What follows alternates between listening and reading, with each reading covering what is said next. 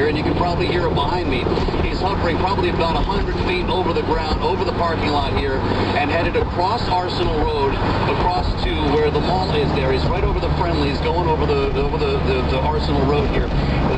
We're not entirely sure why this level of hardware is being brought in, but I can tell you, of course, that these Black Hawk helicopters can carry a lot of personnel and drop them somewhere very specific with precision without having to navigate roads. There has been an airborne effort here for quite some time. I'm again in Watertown, where there is a no-fly zone, literally a no-fly zone for any aircraft under 3,000 feet. The police, the FBI, and the other law enforcement agencies who are working this have Watertown locked down, and that goes up to 3,000 feet. There are police helicopters that are in the search here, and Black Hawk helicopters, not typically associated Black Hawk helicopters with police. You think of that more as a military operation, and indeed, we do have National Guard troops who are involved in this as well. Rod, I was just talking to another member of the media here. He said he rolled up about an hour ago, and no one stopped him as he was coming into Watertown. We came here about 10 minutes ago, and as you mentioned, we were stopped 3 separate times in a row by the law enforcement officers, Massachusetts State Police, who have multiple checkpoints all around the perimeter of this area. That Black Hawk helicopter is now coming back around. He seems to be hovering right behind the Target store. And he's not just hovering, he's moving around, and they appear to be looking for something. And what is a very windy day, by the way. Helping a helicopter hover through this kind of wind is no easy task. But we are mobilized here with the WBZ mobile newsroom in this parking lot that is the media staging area combined with the law enforcement staging area just across the street from where we are. We have been here since the middle of the night, and we've just now delivered our own mobile newsroom to this area. That Black Hawk helicopter, by the way, looks like it is about to land from where I'm standing on the roof of the Watertown Mall, but I can't imagine he's going to do that. He's just, gosh, guys, about 50 to 100 feet off the ground and kicking up a lot of wind and sand and dust around here. It indeed looks like he is coming down for a landing behind the Watertown Mall, behind the Best Buy. And that's significant, again, because we're not talking about police equipment here. It's more of a military-looking Black Hawk helicopter. We want to replay that for you now. We had it for you live because they had a lot to say on what's been going on in the manhunt for the marathon bombing suspect, Zahar Zarnef. Here's Governor Patrick, who started off that news briefing just a short while ago. First of all, we all want to thank the members of the public who have respected our request to stay indoors. We know what an inconvenience it is in Watertown and in Cambridge in particular, but really throughout the areas that we've asked for this. But it's been enormously important and helpful to the many in law enforcement who are trying to do their job. And we thank all of you for helping to get that message out. The stay indoor request continues for the time being. That is unchanged. There are continuing developments in the investigation, which we will be able to talk about, not now, but later. But it is important that folks remain indoors and not open the door, keep the doors locked and not open the door unless there is a uniformed, identified law enforcement officer on the other side of it requesting to come inside. I think that's all I want to offer, Mr. Mayor. Thank you, Governor. Thank you all for being with us today. Thank you for your patience. First of all, I'm proud of the work that the public safety officials done. Public safety is informed as best we can. We'll keep the public informed as we get the information, so be patient. But I'm going to say, as the mayor of the city of Boston, we are one city, we're a city or a community. We're a city that's not going to terrorists win over. We're going to continue to work hard with someone else. We're going to get through this. We're a stronger city as we move forward. Thank you very much. Good afternoon, folks. Again, my name is Timothy Alvin. I'm the Colonel Superintendent of the Massachusetts State Police. area. There's a major crime scene down there that's going to take some time. But I've been assured to all the gentlemen behind me that they're not going to leave until the town is safe. So it may go today, tomorrow, and over the weekend before we have that whole crime scene under control. But the Watertown community has always stood strong, and I've asked them to do that this morning, and they've done terrific, and I want to thank them. Thank you.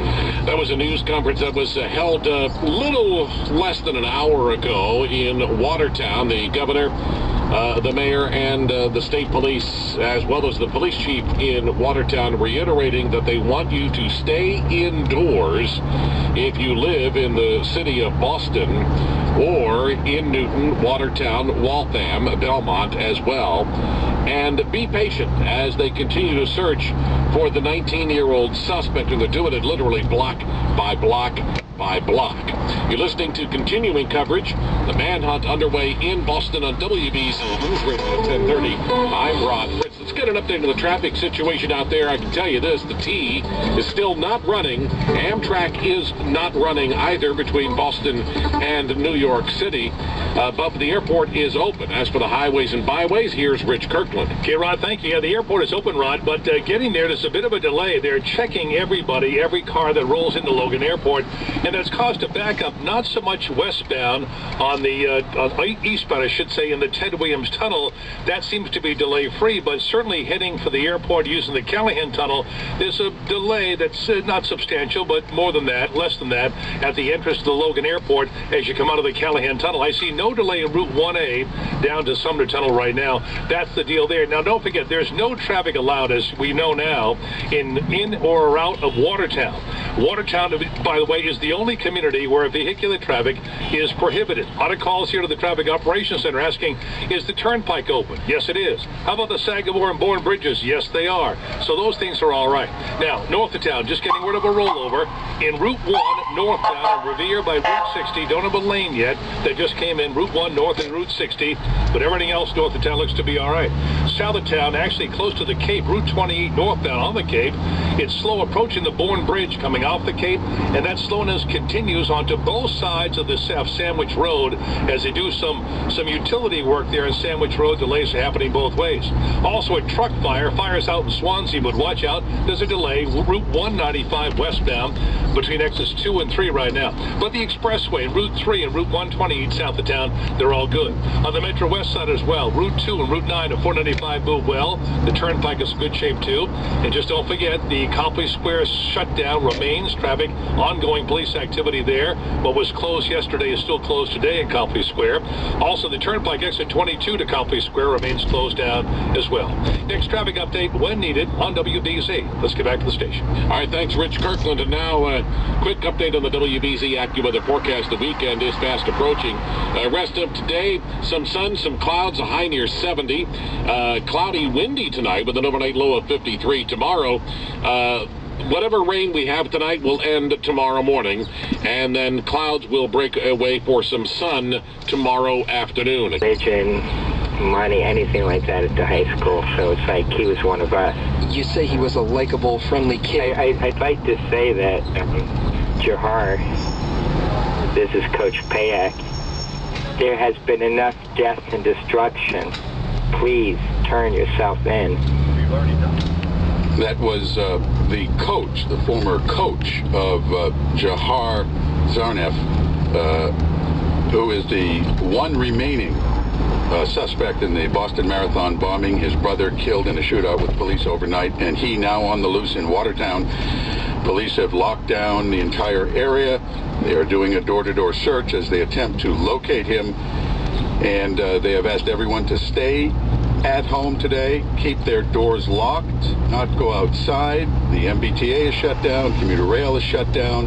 The airport is open at this hour, but roads to the airport, although the roads are open, security at the airport is heavy. And most people are complying, as we heard earlier. Joe Matthew, trying to get into Watertown with his marked WBZ truck, had to go through 3 or 4 checkpoints and had to stop at each one and present his ID. They're very concerned that Jahar Zarnef is heavily armed and he's very dangerous, and they want to make sure that the public is as safe as possible. They're urging people not to open their doors unless there is a uniformed police officer outside. WBZ News Time is 1:30, and we will continue with our coverage in just about a minute. WBZ and HD, WBZ FM HD3, Boston.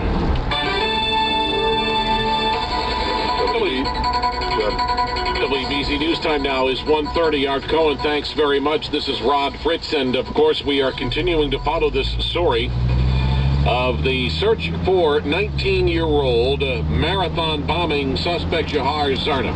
Still at large. Suspect number 2, if you will, the man with the white hat. Suspect number 1, 20, if you will, saying that, you know, if you're at work, you went to work today, and now we've been told, and have been since early this morning, to stay inside, but you want to get home, and you have to get home. It's okay to go home. You can't take the T, of course, because the T is shut down, but you can take a cab, and you can have a friend come and get you, so that you don't have to stay at work for as long as this situation continues. Now, we're going to go now to Mark Caddick, I believe it is. Kim Tunnicliffe, that's who is standing by in Watertown with the latest on the investigation. Kim? Hi, Rod. Well, as you mentioned, NEMA Director Kirk Schwartz just addressed reporters.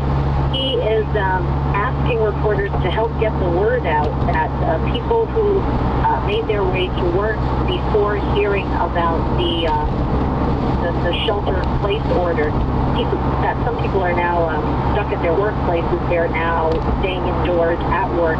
He's saying that it is okay for them to go home. There are large Boston employers that have employees that are staying there.